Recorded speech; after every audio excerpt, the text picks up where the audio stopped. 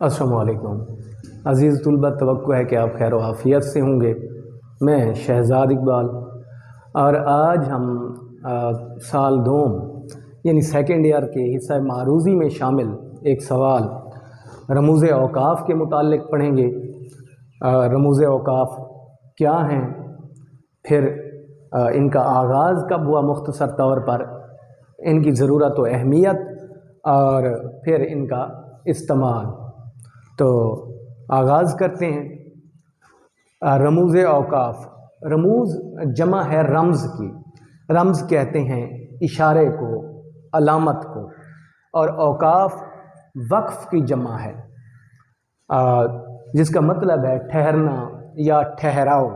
तो हम कह सकते हैं रमूज़ औक़ाफ़ से मुराद ठहरने के इशारे, ठहरने की अलामतें हैं।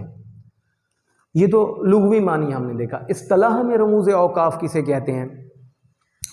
रमूज़ औक़ाफ़ से मुराद ऐसी अलामतें हैं जो इबारत में एक जुमले को दूसरे जुमले से और एक लफ्ज़ को दूसरे लफ्ज़ से अलग अलग करती हैं। अब रमूज़ औक़ाफ़ का आगाज़ कब हुआ या कहाँ से हुआ? रमूज़ औक़ाफ़ का जो आगाज़ है वो इराक़ और स्पेन के अरब उलमा से हुआ। फिर आहिस्ता आहिस्ता यूरोप ने भी इनकी देखा देखी अपनी तहरीरों में रमूज़ औक़ाफ़ का इस्तेमाल शुरू कर दिया।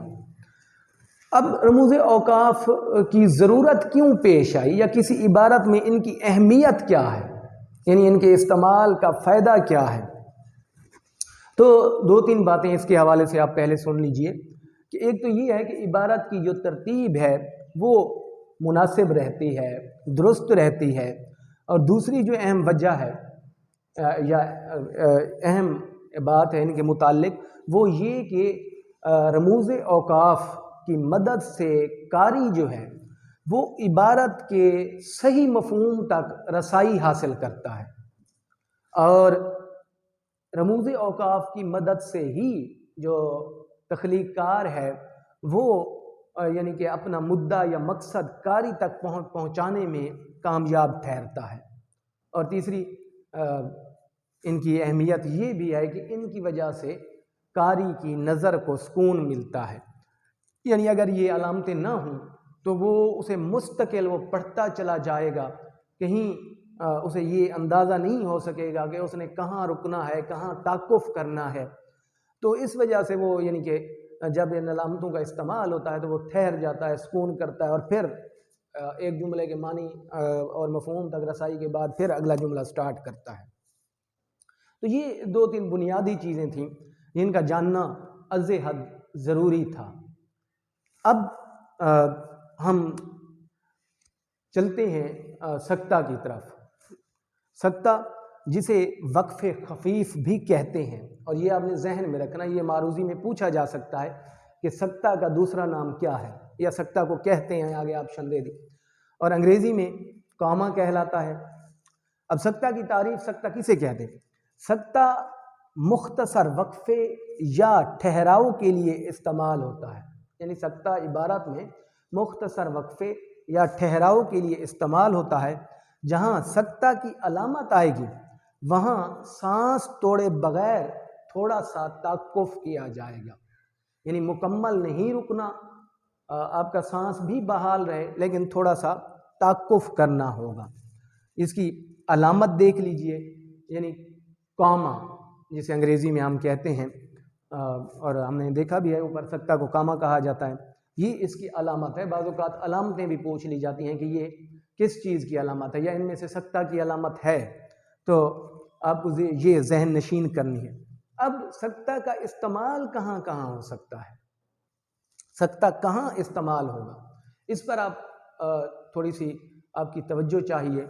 और ये थोड़ा सा इसके इस्तेमालात ज़्यादा भी हैं, लेकिन उससे आगे वक्फ़ा, राब्ता फिर बड़े आसान चीज़ें हैं। लेकिन सक्ता, वक्फ़ा और राब्ता ये थोड़ी सी मिलती जुलती चीज़ें हैं, इसलिए आपको तवज्जो से सुनने की ज़रूरत है। अब सक्ता, पहली चीज़ तो ये है कि मुतबादिल अस्मा, یعنی وہ نام جو ایک دوسرے کے بدل کے طور پر آتے ہیں ان کے درمیان استعمال ہوگا۔ آگے مثالوں سے میں آپ کو واضح کرتا ہوں۔ مترادفات یعنی مترادف چیزوں کے درمیان، ایک جیسی چیزوں کے نام اگرچہ ایک سے زیادہ مرتبہ، مطلب ہم کہہ سکتے ہیں کہ آفتاب، سورج، خورشید، اس طرح کے نام اگر آتے ہیں تو ان کے درمیان بھی سکتے کا استعمال ہوگا۔ اور ہم مرتبہ الفاظ یعنی جو رتبے میں ایک دوسرے سے برابر ہوں، مثلا جیسے تمام سبزیاں، جیسے تمام نام، جیسے تمام پھل، یہ ہم مرتبہ ہیں، تو ان کے درمیان بھی سکتہ استعمال ہوگا۔ اب میں نے آپ کے لیے مثالیں لکھی ہیں تاکہ پریکٹیکلی آپ کو سمجھ آ سکے۔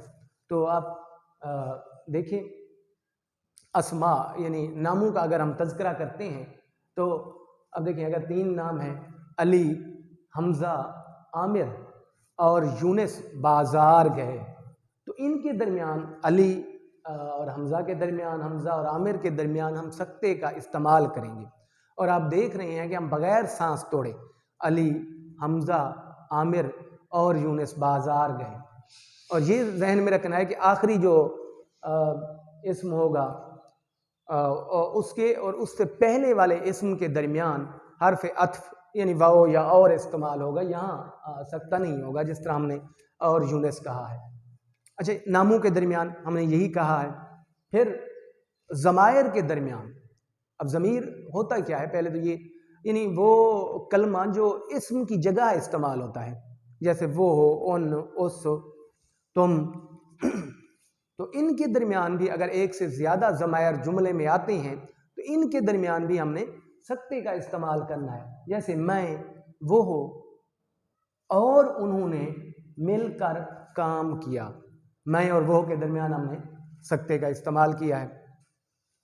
اس کے بعد ہم مرتبہ الفاظ، ہم پہلے دیکھ چکے ہیں کہ ہم مرتبہ الفاظ کے درمیان بھی سکتے کا استعمال ہوگا، جیسے شائستہ نے بازار سے آلو، بھنڈی، مٹر اور ٹماٹر خریدے۔ سبزیاں ہیں، ہم مرتبہ الفاظ ہیں، اور ان کے درمیان بھی ہم نے یعنی سکتہ لگانا ہے۔ وہ ذہن میں رکھنا ہے کہ آخری جو اسم ہوگا اس سے پہلے حرف عطف آئے گا، واو آ سکتا ہے اور آ سکتا ہے وغیرہ وغیرہ۔ اچھا، جب مبتدا اور خبر کے درمیان کوئی حجاب نہ ہو، یعنی جو بات کہی جا رہی ہے اور جس کے متعلق کہی جا رہی ہے، جب وہ دونوں ایک ساتھ آ جائیں، ان کے درمیان کوئی اور لفظ نہ آئے، تو ان کو الگ الگ کرنے کے لیے بھی ہم سکتے کا استعمال کریں گے۔ جیسے بانگ درا اقبال کا پہلا اردو شعری مجموعہ ہے۔ اب دیکھیں، خبر ہم دے رہے ہیں بانگ درا کے متعلق، اور مبتدا یعنی اقبال ہے یہاں، تو ان کے درمیان کوئی لفظ نہیں آیا، تو بانگ درا اور اقبال کو الگ الگ کرنے کے لیے بھی ہم سکتے کا استعمال کریں گے۔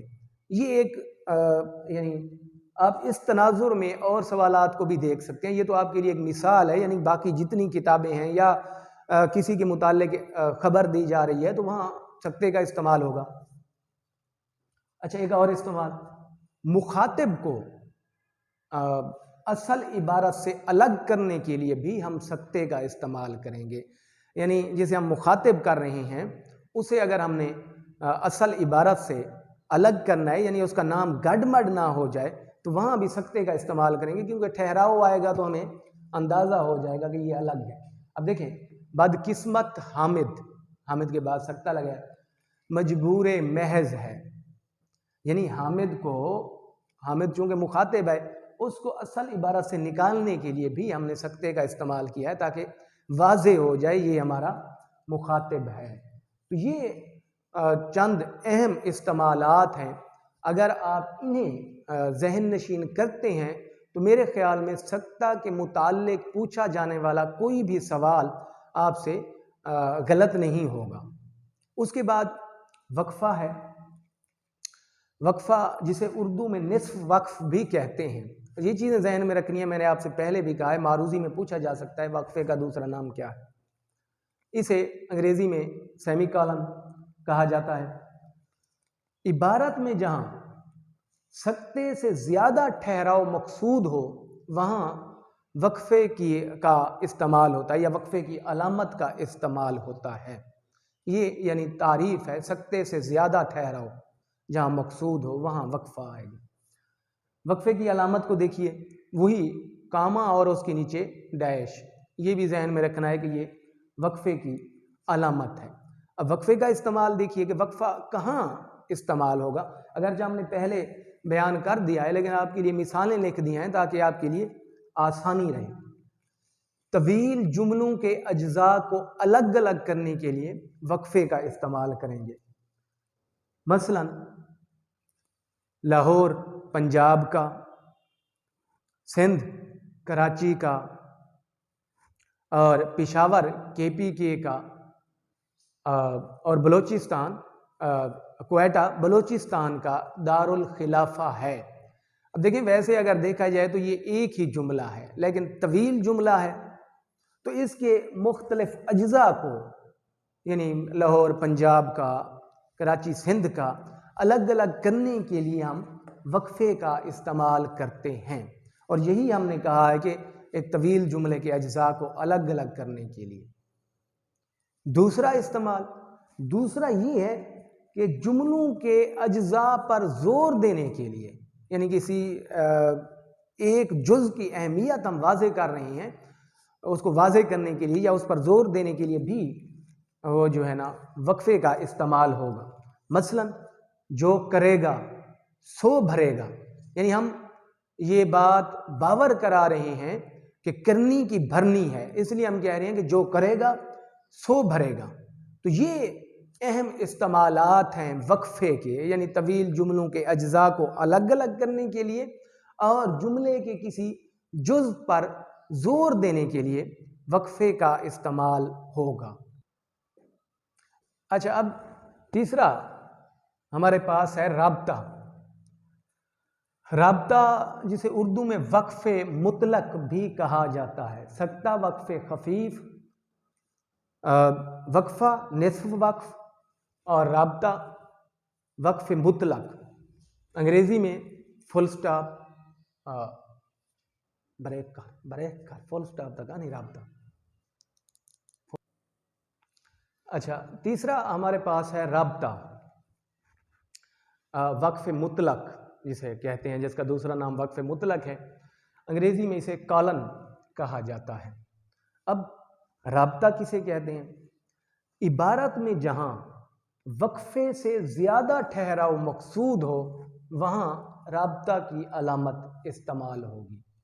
اب یہ چیزیں تھوڑی سی ملتی جلتی ہیں، ان پر آپ نے غور کرنا ہے. یہی پہلی تین چیزیں، سکتہ، وقفہ اور رابطہ. سکتہ سب سے کم ٹھہراؤ، وقفہ سکتے سے زیادہ ٹھہراؤ، اور رابطہ وہ وقفے سے زیادہ ٹھہراؤ. ان کے استعمالات واضح ہیں، آپ کو اندازہ ہو جائے گا کہ کہاں رابطہ آئے گا، کہاں وقفہ آئے گا اور کہاں سکتہ آئے گا. اچھا، اب اس کی علامت وہ یعنی کہ دو ڈیشز ہیں اوپر نیچے یعنی عمود میں، یہ اس کی علامت ہے. بعض اوقات ہم اکثر اوقات استعمال کرتے ہیں مصنف کے نام کے بعد اور یہ ساری چیزیں. اچھا، اب رابطے کا استعمال کہاں ہوگا؟ جب کوئی مختصر قول یا کہاوت بیان کرنی ہو تو تمہیدی جملے کے بعد رابطے کی علامت استعمال کی جائے گی. یعنی اگر کسی کا قول ہم نے بیان کرنا ہے یا کوئی کہاوت لکھنی ہے تو پہلا جملہ ہم جو تمہید باندھتے ہیں اس کے بعد رابطے کا استعمال ہوگا. مثلا وہی دو چیزیں کہ قائد اعظم کا فرمان ہے کام کام اور کام، یعنی قائد اعظم کا اگر قول بیان کر رہے ہیں تو یہ ہم نے کہا کہ یہ تمہیدی جملہ ہے ہمارا، قائد اعظم نے فرمایا، اس کے بعد رابطہ اور پھر اس کا قول، یعنی ان دونوں کے درمیان ربط پیدا کر دیں گے رابطے کی علامت سے. یا حدیث ہے، یعنی آپ صلی اللہ علیہ وسلم کا فرمان ہے کہ نماز دین کا ستون ہے، تو ان کے درمیان بھی رابطے کی علامت. ایک اور استعمال، یعنی سابقہ جملے کی وضاحت کے لیے بھی ہم رابطے کا استعمال کریں گے. مثلا سچ ہے، اتفاق میں برکت ہے، یعنی ہم نے اس کی وضاحت کی ہے کہ کیا سچ ہے. تو آگے ہم نے لکھا اتفاق میں برکت ہے، تو سابقہ جملے کی وضاحت کے لیے بھی رابطے کا استعمال ہوگا۔ تو رابطے کے معروف استعمالات یہی ہیں، آپ نے ذہن میں رکھنا ہے، کسی کا قول نقل کرنے کے لیے یا جو ہے وہ کہاوت بیان کرنے کے لیے یا سابقہ جملے کی وضاحت کے لیے رابطے کا استعمال ہونا ہے۔ تفصیلیہ، تفصیلیہ کسے کہتے ہیں؟ انگریزی میں کالن ڈیش۔ تفصیلیہ جیسا کہ نام سے ہی ظاہر ہے، جب کوئی تفصیل بیان کرنا مقصود ہو تو درج ذیل، حسب ذیل، مختصر یہ کہ یا غرض یہ کہ الفاظ کے بعد ہم تفصیلیہ کی علامت استعمال کریں گے۔ یعنی آپ ذہن میں یہ رکھیں گے جب کسی چیز کی تفصیل بیان کرنا مقصود ہو تو تفصیلیہ استعمال ہوگا، جیسا کہ نام سے ہی ظاہر ہے۔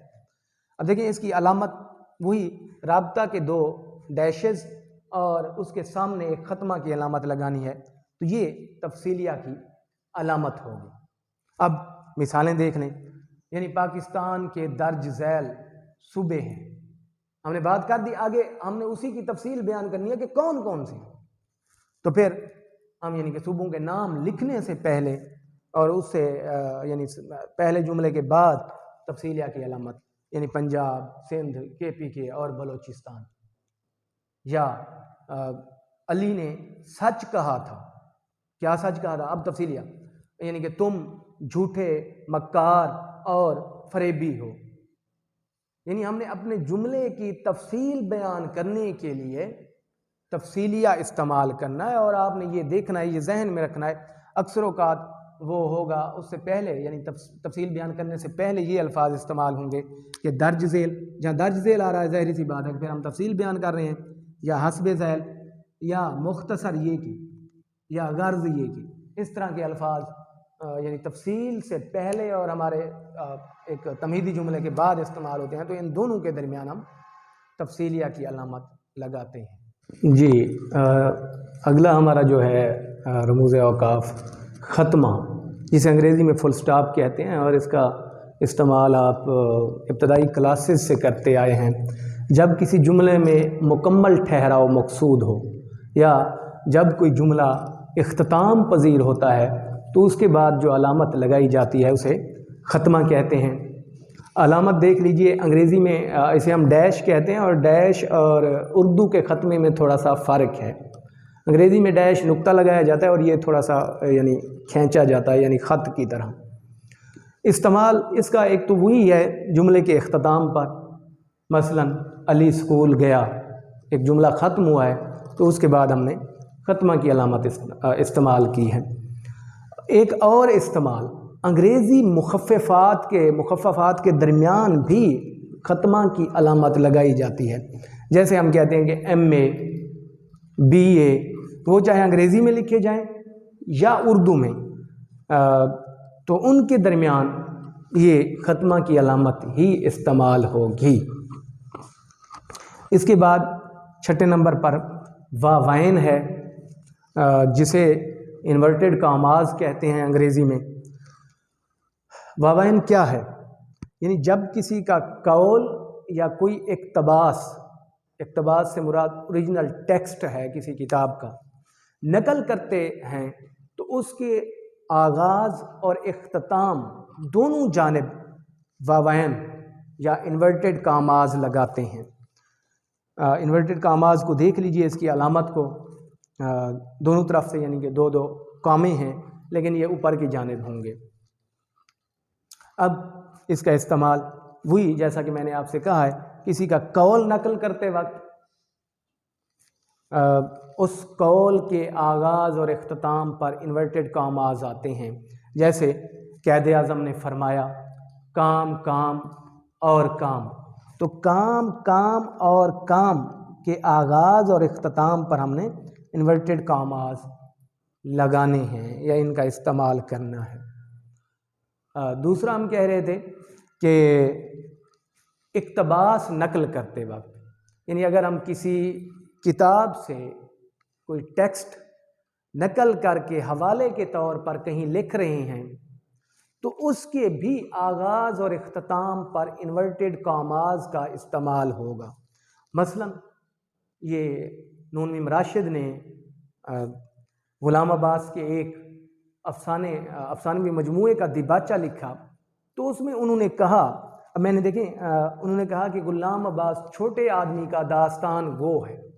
اب میں نے یہی لکھا ہے کہ نون میم راشد کہتے ہیں، یا بقول نون میم راشد، غلام عباس چھوٹے آدمی کا داستان گو ہے۔ چونکہ وہاں سے نقل کیا ہے اس لیے اس کے آغاز اور اختتام پر انورٹڈ کاماز کا استعمال کیا ہے۔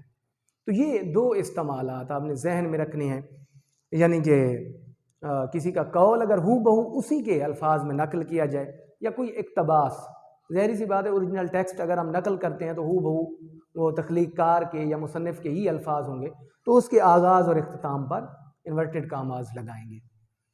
جی آگے بڑھتے ہیں، ہمارے پاس ہے ندائیہ، ایکسکلیمیشن انگریزی میں جسے کہتے ہیں۔ ندائیہ کسے کہتے ہیں؟ ندائیہ ندا سے ہے، ندا ہم آواز کو کہتے ہیں۔